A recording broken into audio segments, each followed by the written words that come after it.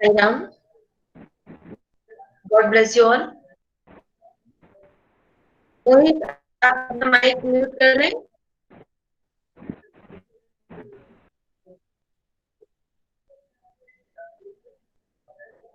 मोहित, mic, हाँ ठीक है, माइक म्यूट कर लीजिए। अगर कुछ पूछना हो तो ऑन कीजिए। गुड। ओके। हमने जहां तक डिस्कशन किया था, जितने प्रश्न हमने चर्चा किए थे, वहां तक कोई प्रश्न है? वहां तक कोई संदेह? Everything is clear? ठीक है, तो हम आगे चलते हैं। अगला हमारा प्रश्न है, भारत में पहला छापाखाना कब और कहाँ खुला था? भारत में पहला छापाखाना कब और कहाँ खुला था? आंसर है 1556 में, 1556 में, गोवा में। 1556 गोवा में। ठीक है, भारत में पहला छापाखाना 1556 में गोवा में खुला था। अगला प्रश्न, किन्हीं दो राष्ट्रीय समाचार पत्रों के नाम लिखिए। आप कोई से भी दो लिख सकते हैं। उदाहरण के लिए नव भारत टाइम्स और हिंदुस्तान, दो का उल्लेख कर लीजिए और आप चर्चा करके समझ के लिखिएगा। ठीक है, जैसा हमने कहा था, पत्रिकाएं, पत्र सभी को पता होना चाहिए, अलग अलग कैटेगरी वाइज, और अधिक नहीं तो कम से कम दो दो एग्जाम्पल, तीन तीन एग्जाम्पल आपको पता होने चाहिए। फिर है वेरी इंपॉर्टेंट क्वेश्चन, छह ककार कौन से हैं? छह ककार, छह ककार कौन से हैं? ब्रैकेट में लिख लीजिएगा, 5 W 1 H। हिंदी में छह ककार कहते हैं और अंग्रेजी में यही प्रश्न दूसरी तरह से मोल्ड होता है कि 5 W और 1 H क्या है। दोनों तरह से ये प्रश्न आ जाता है। छह ककार क्या है, 5 W और 1 H क्या है? समझ लीजिए, चाहे तो लिख लीजिए। छह ककार हैं, कब, कहां, कौन, कैसे, क्या।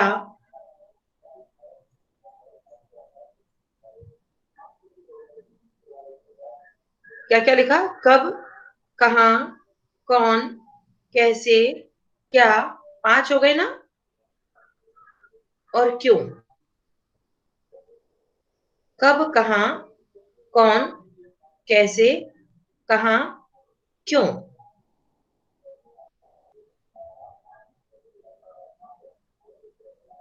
आप क्रम बदल सकते हैं, आप कैसे को बाद में भी लिख सकते हैं। अब आप अंग्रेजी में इनको लिख के देख लीजिए।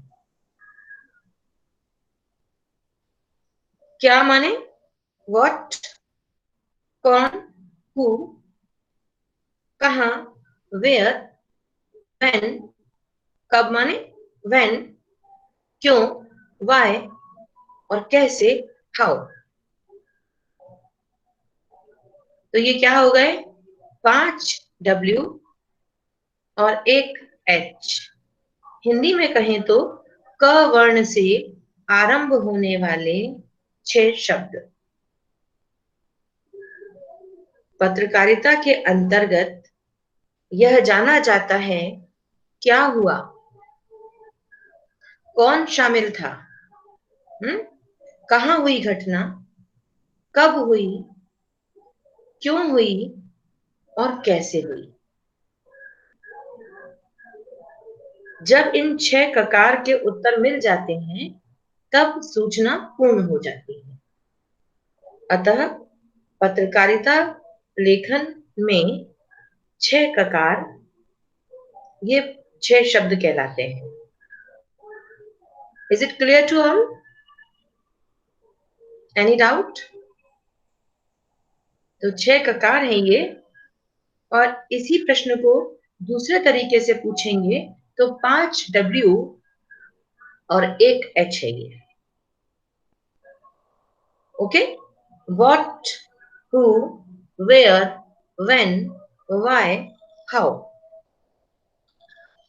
Like this you can arrange. आप how को लास्ट में भी लिख सकते हैं, so that it will be very clear to all of you. Done? ठीक है. अभी हम आगे बढ़े उससे पहले एक बार इन 3 प्रश्नों का पुनरावलोकन करते हैं. पहला मैंने आपसे पूछा, पहला छापाखाना कब और कहां खुला? मोहित.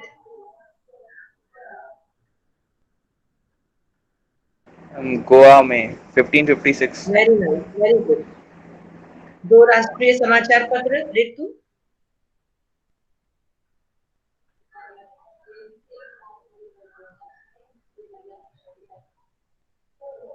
ओके, उत्तर आने में देर लग रही है. नरेंद्र, 2 राष्ट्रीय समाचार पत्र. मैम नव भारत समाचार पत्र और हिंदुस्तान. Okay, good. और 6 ककार अदिति.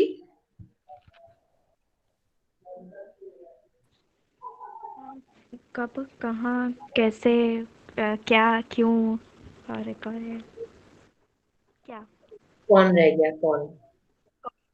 ठीक है. ऋतु. 5 W 1 H. What, when, why, who. एक minute. What, when, why, who, how, where. एक मिसिंग हुआ शायद. चलो देखना. ओके, क्रम से बोलो आपने जो सुना था. What, when, why, where, who, how. अभी भी 5 हुए शायद. हम हो तो गए. What, where, who, when, why. Why रह गया क्या? Why and how. चलो ओके, डन. समझ में आ गया, कोई दिक्कत नहीं. एंड उसके बाद एनकोडिंग, हालांकि हम ये कर चुके हैं. एनकोडिंग से क्या समझते हैं, ये हमने किया, कंप्लीट हो गया ये. उसके बाद हमारा अगला प्रश्न है, अगला प्रश्न हम लेंगे अब.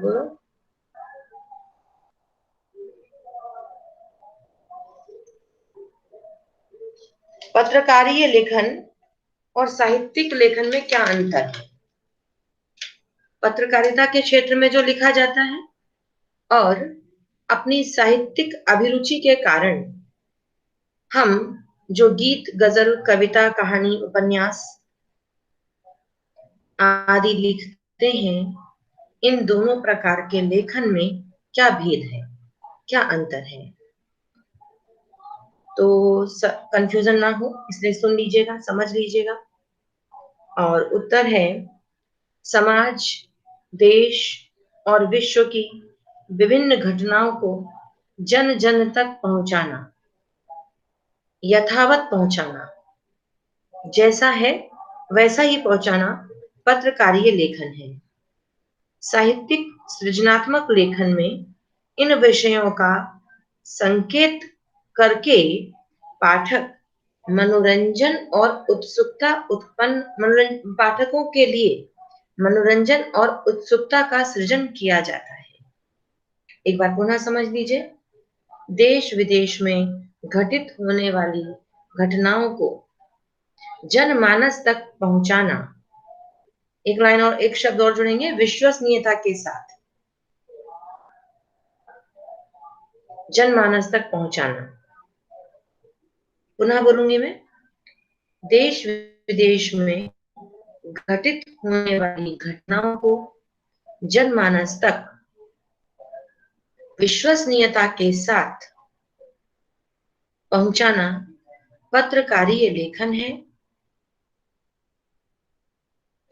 साहित्यिक और सृजनात्मक लेखन में इन घटनाओं में उत्सुकता और मनोरंजन को सम्मिलित कर दिया जाता है।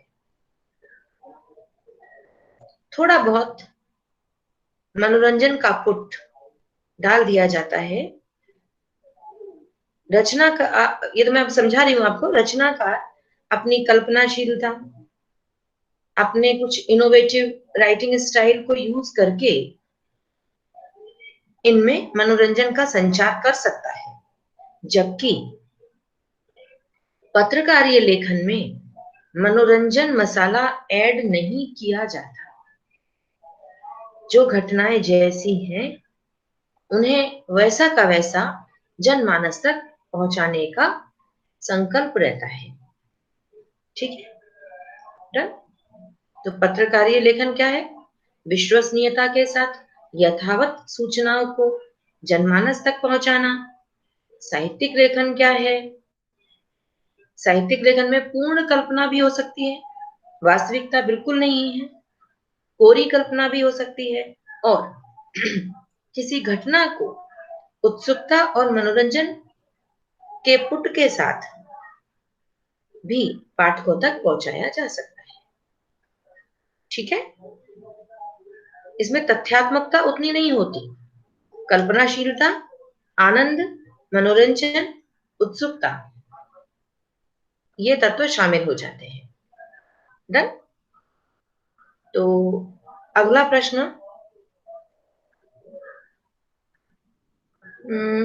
विशेष रिपोर्ट के दो प्रकार। विशेष रिपोर्ट हमने जाना था इससे पहले। विशेषीकृत रिपोर्टिंग क्या है? तो वही प्रश्न है ये। इसमें आपसे पूछा गया विशेष रिपोर्ट के दो प्रकार। विशेषीकृत रिपोर्टिंग में कौन सी दो रिपोर्ट आएंगी? तो खोजी रिपोर्ट, विश्लेषणात्मक रिपोर्ट,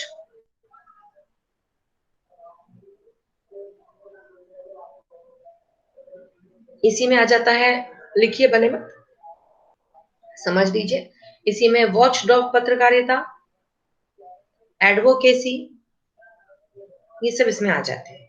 अभी दो लिख लीजिए भले, खोजी रिपोर्ट और विश्लेषणात्मक। देन हिंदी के पहले साप्ताहिक पत्र का नाम। प्रथम साप्ताहिक पत्र, इसका नाम है उद्दंड मार्तंड। उद्दंत मार्तंड।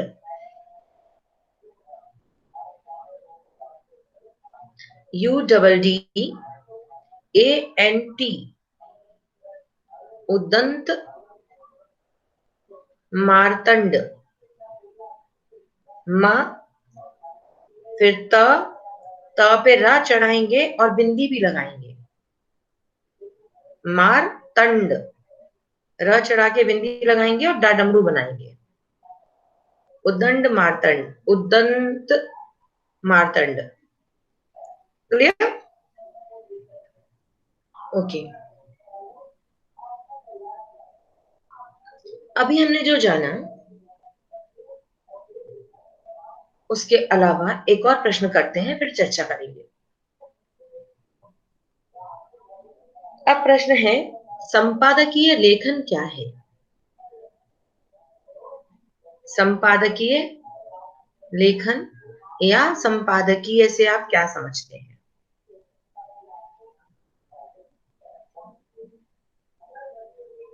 संपादकीय लेखन देश में घटी प्रमुख राष्ट्रीय घटनाओं पर वैचारिक टिप्पणी है।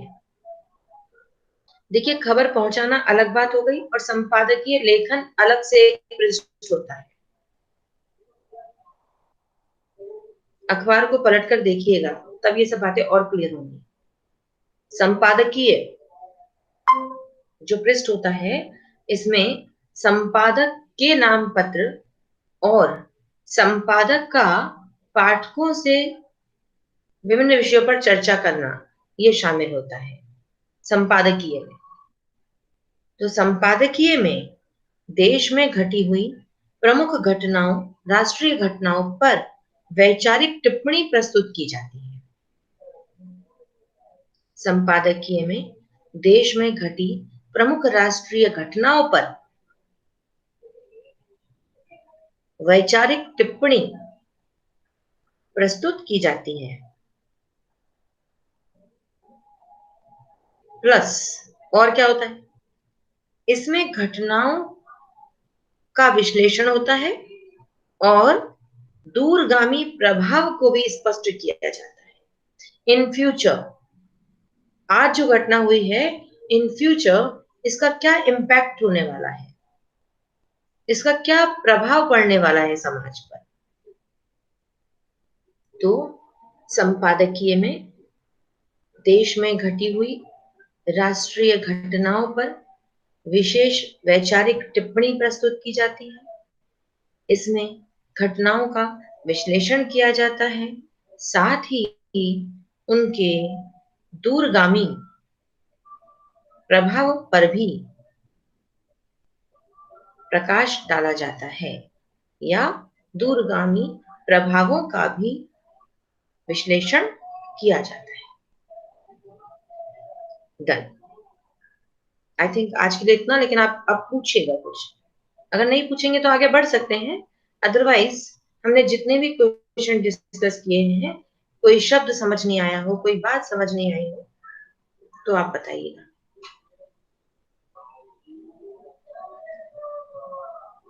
जैसा कि मैं बार बार आपको कहती हूँ कि कोशिश यही है कि जो भी हम डिस्कस कर रहे हैं वो यही क्लास में याद हो जाए।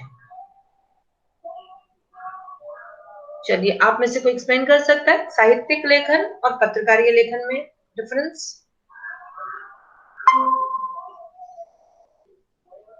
अपने शब्दों में आराम से, सहजता के साथ।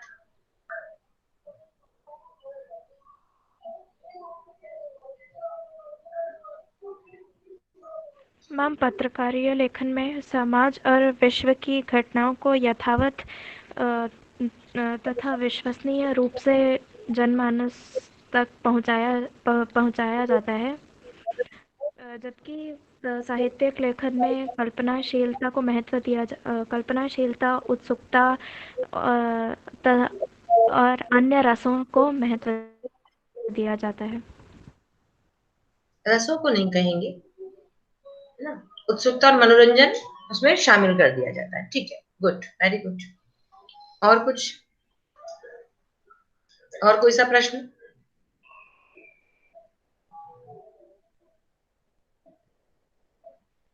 विशेषीकृत रिपोर्टिंग के दो प्रकार।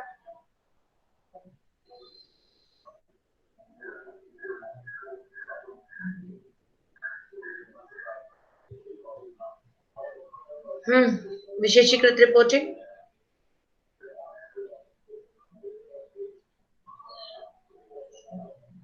बोलो, जल्दी जल्दी बोलते जाओ, इतना तो पता हो गया। दो दो शब्द मात्र। खोजी पत्रकारिता और विश्लेषणात्मक। यस, और क्या हो सकता है, और हमें बताएं। जैसा नाम से स्पष्ट है, अभी हमने ये क्वेश्चन किया नहीं, बट मैंने एक शब्द बोला था, वॉच डॉग। वॉच डॉग पत्रकारिता, क्या होगा इसमें? गड़बड़ियों पर नजर रखना। वॉच डॉग क्या करता है ना? तो वॉच डॉग पत्रकारिता, एडवोकेसी पत्रकारिता।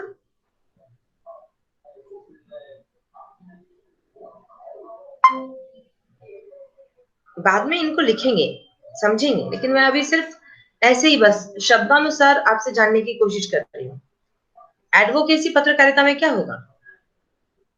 सपोज फ्यूचर में जाके आप एडवोकेसी पत्रकारिता से जुड़ते हैं, कुछ करते हैं, देन एक आइडिया क्या होगा इसमें?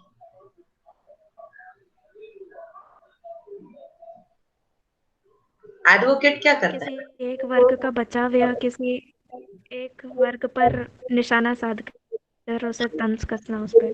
जैसे अभी कुछ समय पहले क्या आया था, नोटबंदी। नोटबंदी हुई थी।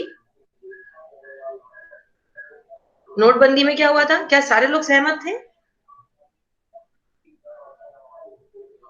जैसा अभी अदिति ने कहा ना कि किसी एक वर्ग, एडवोकेसी में क्या होता है, किसी एक मुद्दे को उठाकर उसके बारे में जनमत तैयार करना। पूरे देश के कितने लोग इसके फेवर में हैं, कितने अगेंस्ट हैं।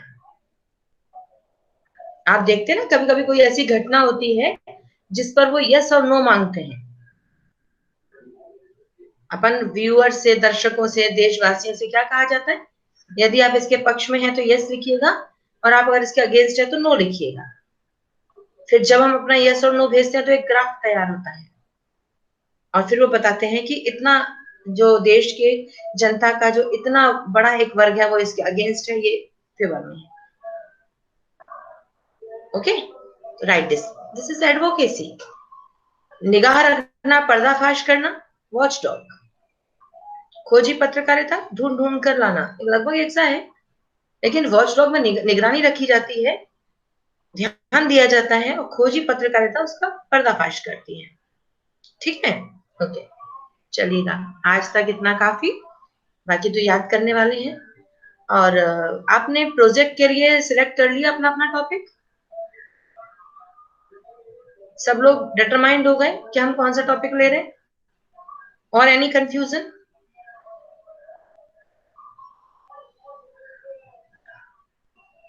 मोहित, आपसे आरंभ करें, आपने क्या चुना?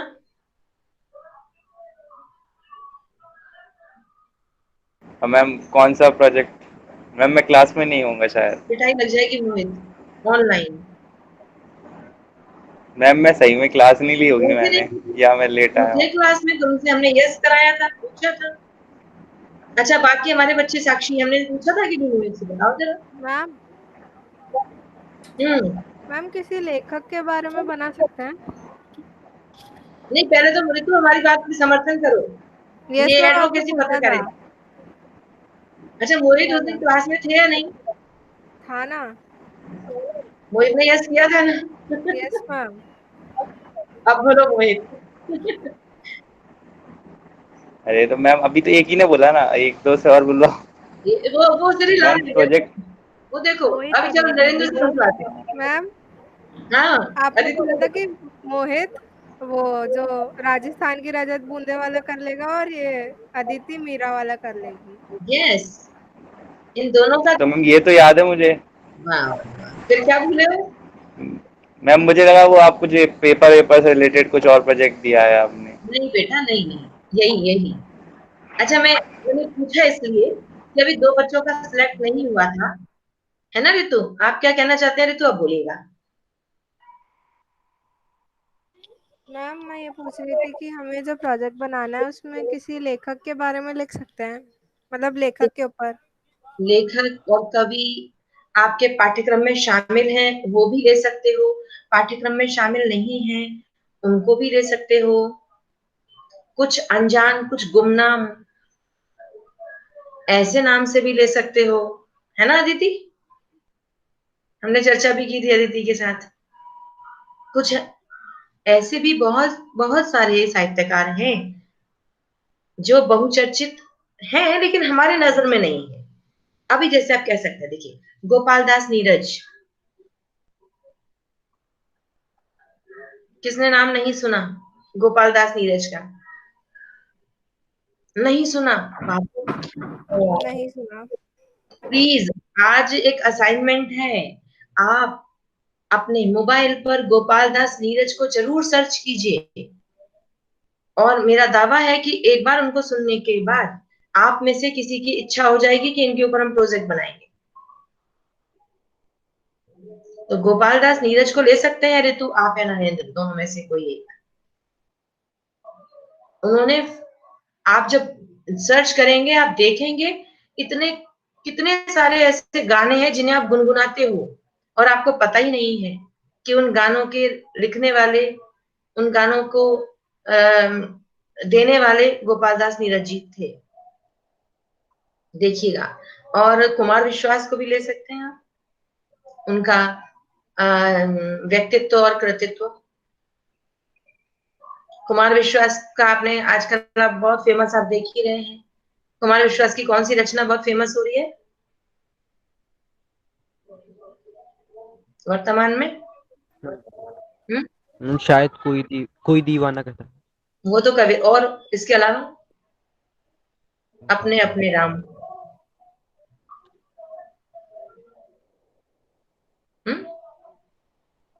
तो ऋतु, अगर इच्छुक हो, आपको कुछ और समझ आ रहा है तो आप और चुन सकते हैं, लेकिन अगर इच्छुक हो तो आज आप चारों ही बच्चे देखिएगा, गोपाल दास नीरज और कुमार विश्वास, या कुछ और भी आप डिसाइड कीजिएगा और टॉपिक चुनकर मुझे बताइएगा। ठीक है अदिति, यू आर कंफर्म कि आप मीरा परी बनाने वाले? अच्छा सुंदर सा प्रोजेक्ट। मैम एक बार देखना है मेरे को, मतलब दूसरे ऑप्शंस देखो भी हैं। देखो, बिल्कुल देखो, खूब मन से बनाओ, खूब अच्छे से बनाओ। हम काम चाहे कम करें लेकिन बहुत अच्छा करें, अनावश्यक नहीं चाहिए लेकिन अच्छा करना है, उसमें क्वालिटी हो, क्वांटिटी भले ना हो, और दिल से करें आप जो भी कर रहे हैं। ठीक है, मोहित का तो डिसाइडेड है, मोहित का तो अच्छा टॉपिक है, मोहित अब भूलना नहीं, इसी को प्रोजेक्ट कहते हैं, इसी को परियोजना कहते हैं। ठीक है, ओके, ठीक है नरेंद्र, आज देखिएगा, आज सर्च कीजिएगा, अगली क्लास में मुझे बताइएगा। ठीक है, ओके, शांति पाठ करते हैं। ओम शांति शांति शांति।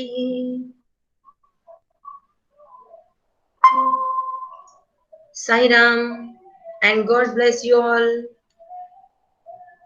Thank you ma'am. Welcome.